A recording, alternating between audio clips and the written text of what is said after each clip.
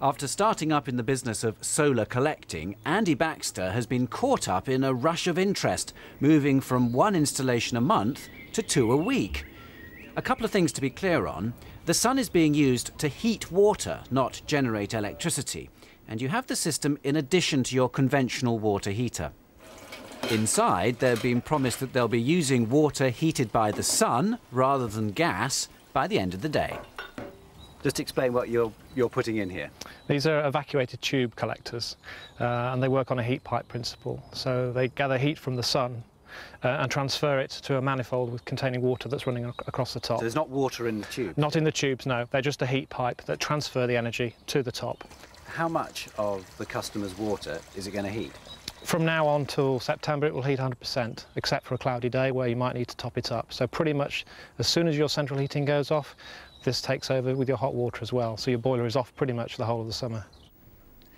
As well as the panel, there's some equipment to go in the attic and a new hot water tank.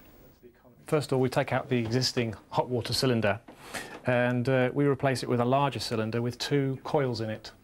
The first coil is the existing boiler coil that your existing heating gas or oil would be heating your water with, and that's these 2 at the top.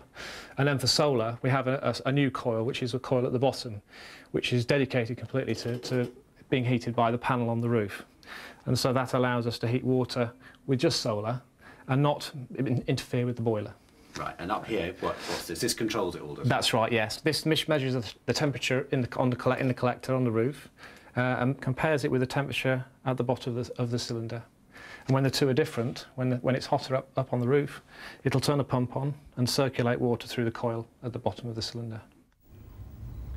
There are 40,000 homes with solar heating and probably 10,000 more this year. So why are people going for the systems? The main thing was the thought we might cut our costs, but obviously to reduce carbon emissions is a good thing for all of us these days, and also had an eye on the value of the house.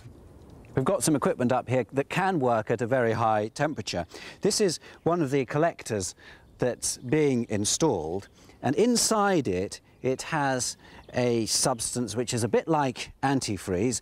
It can tolerate getting very cold in the winter time, but the point about it is that it can operate at a very high temperature too, up to around 170 degrees C, so well above the boiling point of water.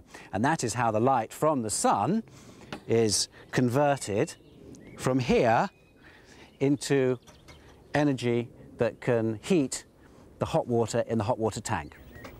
This installation is costing £2,700, and within the industry they say that a standard system setting you back more than £4,000 for a family home would be expensive. Well, I have come from an engineering background, so systems are very interesting to me, and personally we had an old system put in the 70s from the last oil crisis on our flat roof, and it had died many years ago, and I was interested to figure out how that worked.